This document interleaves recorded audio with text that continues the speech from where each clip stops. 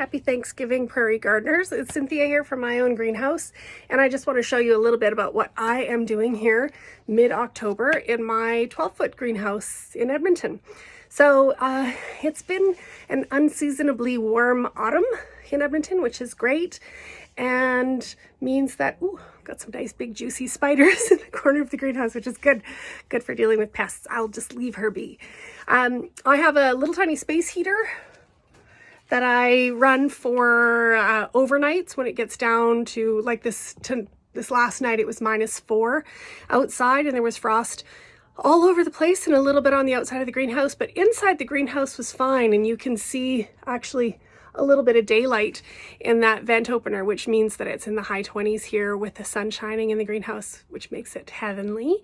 And it means also that I still have loads of big juicy tomatoes still on the vine, and I'm just gonna leave them there because that's the best place for them to ripen. I've got some others that are red and ready to harvest here any day now. I'll just pop those into the freezer and keep them there until it's time for me to make some sauce.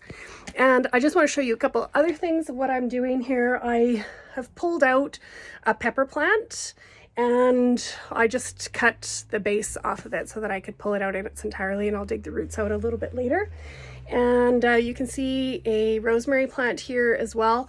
I'll probably harvest most of that rosemary and turn it into an herb salé. I've got some sage and some basil that I need to harvest as well.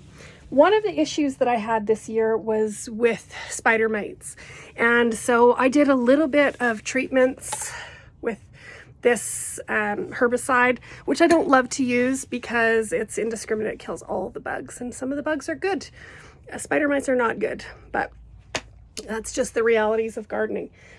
So because I had spider mites in here, I need to do quite a good job of cleaning everything up. And so you can see that there are some leaves left here on the soil. I pulled an eggplant out of this area and the eggplant had spider mites on it. So I will make sure that I clean out all of this leaf detritus so that I can get as much spider mite remnant out of here as possible.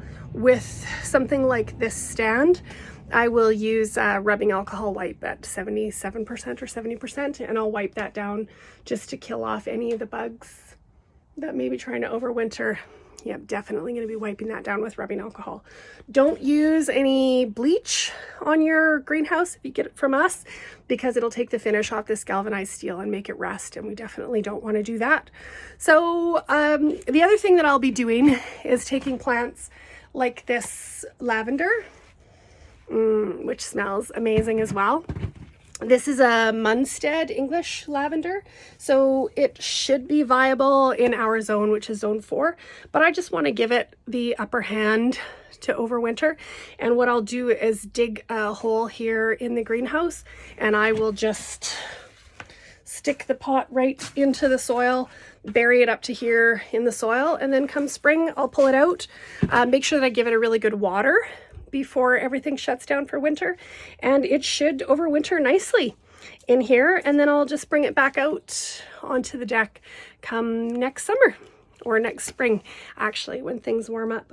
So I hope that you've had a wonderful gardening season here in 2021, and that you're getting everything ready, put away for winter, and that you enjoy this beautiful Thanksgiving weekend that we have in front of us. We have so much to be thankful for as gardeners. Happy gardening.